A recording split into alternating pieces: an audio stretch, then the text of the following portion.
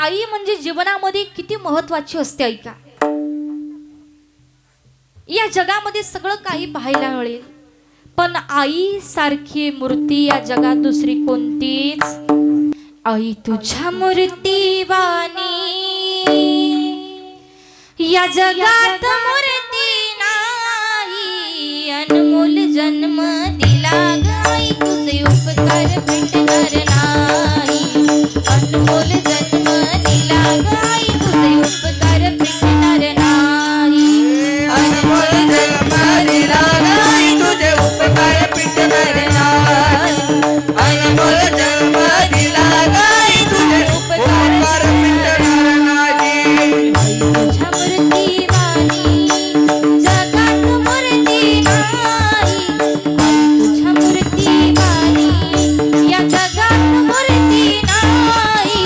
अनमोल जन्म दिला गाई तुझे उपकार भेटणार नाही. अनमोल जन्म दिला गाई तुझे उपकार भेटणार नाही. अनमोल जन्म दिला गाई तुझे उपकार भेटणार नाही. अनमोल जन्म दिला गाई तुझे उपकार भेटणार नाही.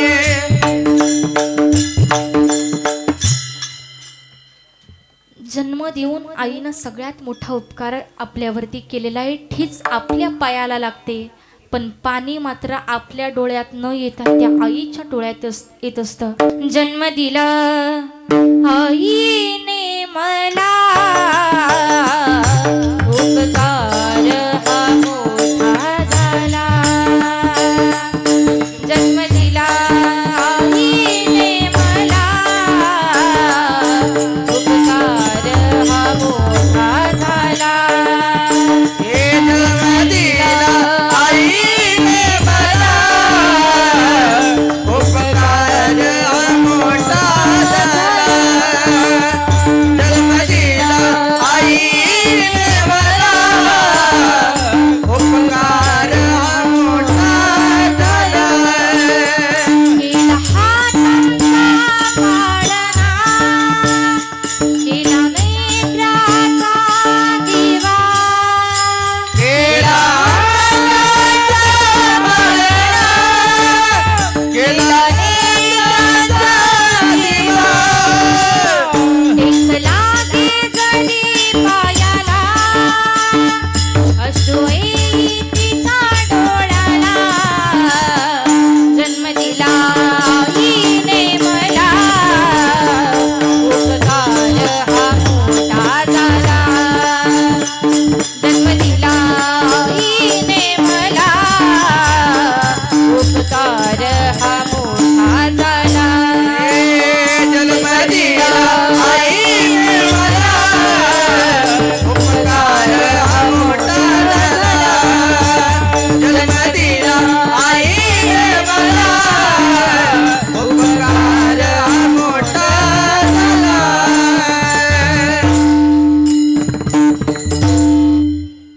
जन्म दिला आईने मला, उपकार हा मोठा झाला.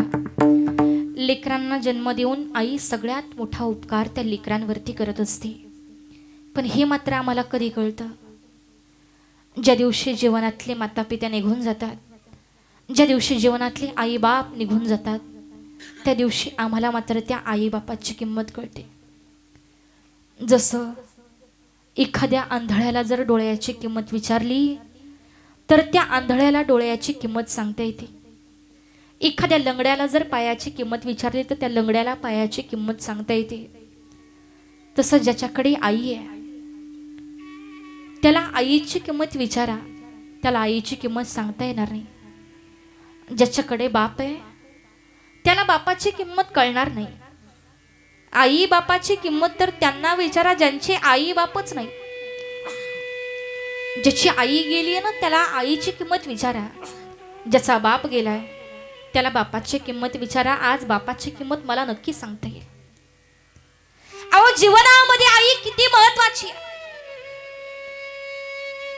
जर आई पाठीमागे राहिली, जर जीवनातला बाप निघून गेला तर त्या लेकरांना कुणी अनाथ म्हणत नाही, त्या लेकरांना पुरकं म्हणत नाही. कारण बापाची सुद्धा उणीव भरून काढते ना तर ती आई असते. बापाचीही जागा भरून काढते ना तिला आई म्हणतात. पण आज मात्र उलटच पाहायला मिळालं. आज बाप पाठीमाग आहे, पण जीवनातली आई मात्र निघून गेली. आज ही लेकरं अनाथ झाली. आज ही लेकरं पोरकी झाले. तू आज यांना नक्कीच आईची किंमत कळेल. आज 1 वर्ष झाले हो. आज 1 वर्ष झालं त्यांना त्यांच्या ताईची आठवण येते. अहो, ताईची जागा या जगाच्या पाठीवरती कुणी भरूनच काढू शकत नाही. त्यांनी सांगावं, ताई, आमची ताई घरातल्यांवरती तर प्रेम करायचीच हो, पण आमची ताई ना येणाऱ्या जाणाऱ्याला सुद्धा आमच्या ताईनं कधी उपाशी पाठवलं नाही हो. आमची ताई फार वेगळी होती. आमच्या ताईनं भुकेल्याची भूक जाणली. आमच्या ताईनं तहानेल्याची तहान जाणली हो. ह्या जगाच्या पाठीवर आईसारखं होता येतं, पण आई मात्र कुणाला होता येत नाही. आई म्हणजे चुलती नसते. आई म्हणजे मावशी नसते. आई म्हणजे काकी नसते. आई म्हणजे आत्या नसते. आई म्हणजे आजी नसते हो. आई ती आईच असते. आई ती आईच असते. या जगाच्या पाठीवर आईची जागा कुणीच भरू शकत नाही. अहो, त्या देवाला सुद्धा आईशिवाय भिकारी म्हटलं गेलं हो. स्वामी तिन्ही जगाचा, आई विना भिकारी. त्या देवाला भिकारी नावाचं लेबल लावलं आणि त्या देवाला सुद्धा आईच्या गर्भामधून जन्म घेण्याचा मोह आवरता आला नाही. जीवनामध्ये आई आहे ना, तोपर्यंत एका मुलीचं माहेर पण असतं. एका मुलीचं माहेर पण तिथपर्यंत आहे जोपर्यंत तिच्या जीवनामध्ये म्हातारी माय. एकदा का माहेरातली माय निघून गेली की मुलीचं माहेर पण संपून जातं. काही माणसं म्हणतात का होतही माहेरात दुसरं कोणी नसतं का? अहो, असतात, पण एक सांगेल, आई ती आईच असते. मुलगी राजाच्या घरी देऊ द्या, मुलगी राजाची राणी असू द्या, पण जी म्हातारी माय आहे ना, अहो, भाऊबीजेचा सण असू द्या, दिवाळीचा सण असू द्या, रक्षाबंधनचा सण असू द्या, पण जोपर्यंत लेक माहेराला येत नाही तोपर्यंत तिचा सण होत नाही. आईची किंमत नांदायला गेलेल्या माझ्या माता माऊल्यांना जाऊन विचारा, जीवनामध्ये आई किती महत्वाची आहे. भाऊबीजेच्या सणाला तुमचा भाऊ कदाचित कामाच्या व्यापानं विसरून जातो फोन करायचा, पण ती म्हातारी माय ना, ती मुलगी येण्याची वाट पाहत असते. भाऊबीजेच्या सणाची वाट पाहत असते. लेकराला सांगते, हे दादा, अरे माझ्या तायडीला तेवढा फोन लावून दे रे, माझ्या तायडीला तेवढा फोन लावून दे, माझं लेकरू आलं नाही. मुलगा सांगतो, अगं आई, तुझी तायडी काही नवीन नवरी राहिली का ग? तिलाही सुना आल्यात, त्यांनाही माहेराला जायचे, त्या जाऊन आल्याच्या नंतर तुझी तायडी येईल. नाही रे राजा, माझ्या तायडीला तेवढा फोन लावून दे रे. तो म्हणतो, अगं आई, तुझं काहीतरी असतं, गप बरं. अहो, म्हातारी माय 70, 75, 80 वय झालंय तिचं. तिचं कोणी ऐकायला तयार नसतं. आई गप ग, एवढं बोलून त्या ठिकाणी आईला गप केलं जातं, पण नाही हो, तिचं मन नाही राहत, कारण ती आई आहे. ती आई आहे. नात असते सगळ्यात मोठी. तिला म्हणते, तायडे इकडे माझ्या लेकराला तेवढा फोन लावून दे. ती म्हणते, अगं आई, आजी पप्पाकडून घे ना ग लावून. अगं बाई, तो तर नाही देत. तू जर माझ्या तायडीला फोन लावून दिला ना, हो 10 रुपये तुला चॉकलेटला घे. तुला चॉकलेटला 10 रुपये देते, ते फोन लावून देते. ना आईच्या डोळ्यामध्ये पाणी उभं राहतं. हे ताई, अगं येऊन जाग, उभे उभे का वय नाहीये, आणि तुझ्या घरी परत जाग. तायडे, तू माझ्या घरात आल्याशिवाय मला गोड घास लागत नाही ग. सणाचा तुझ्या दिवशी घरी येते ना, त्या दिवशी आमचा सण होतो ग. त्या दिवशी आमचा सण होतो. घरी एकदा येऊन जा. राजाची राणी असू द्या तुमची लेक, पण ज्या दिवशी मुलगी घरी येणार आहे, हे ज्या दिवशी त्या आईला समजतं ना, आई एका जागी बसलेली आहे, तिला बसलेली जागा उठवत नाही, तिचे हात लटलट कापते, तिचा पाय थरथर कापतोय, पण तरी सुद्धा मुलगी येण्याचा आनंद. थरथर त्या पायानं उभी राहते होती माय. थरथर त्या पायानं उभी राहते, लटलट त्या हातानं हातात काठी घेते, दाराच्या गेट पर्यंत जाईल, घरात येईल, गेट पर्यंत जाईल, घरात येईल. ज्यावेळी मुलीची गाडी जाते, हो दरवाजापर्यंत घ्यायला जाते, ओ मुलीच्या हातातली पिशवी बळच ओढून घेते, तिच्या हाताला जीव नाही राहील, पण तरी सुद्धा ओढून घेते, नातीकडे देऊन टाकते आणि त्या मुलीच्या तोंडावरून हात फिरवते, माझं लेकरू आलं नांदून. अहो ज्या दिवशी ती आई एका लेकीच्या तोंडावरून हात फिरवते ना, त्यावेळी प्रत्येक मुलीला स्वर्ग सुद्धा ठिंगणा पडतो. ती आईच्या स्पर्शात असणारी ताकद आहे, त्या आईच्या स्पर्शामध्ये असणारी ताकद आहे.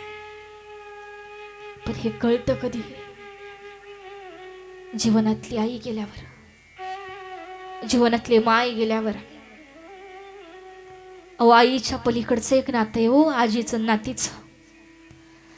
आजीचं नातीचं कधीतरी जन्मदाती आई हात उघरेल, तुम्हाला पटका देईल, पण आईच्या सुद्धा मारातून वाचवते ना ती आजी असते. आजी नातवंडांवरती प्रेम करते. अहो 10 रुपयाची आईस्क्रीम घ्यायची, आई सांगते सुट्टे पैसे नाहीत, पण त्याच ठिकाणी आजी 500ची नोट मोडेल, 500ची नोट मोडेल आणि ताईडे घे तुला काय घ्यायचं ना घे. ती आजी तो आजोबा लेकरांकरता घोडा बनतील, लेकरांकरता बागुलवा बनतील. नातवंडांवरती फार प्रेम करतात ना, त्यांना आजी आजोबा म्हणतात. कदाचित आपला बाप आपल्यावरती रागवेल, बाप हात उगारेल, आई रागवेल, आई फटका देईल, पण त्यांच्याही मारातून वाचवणारे आजी आजोबा असतात.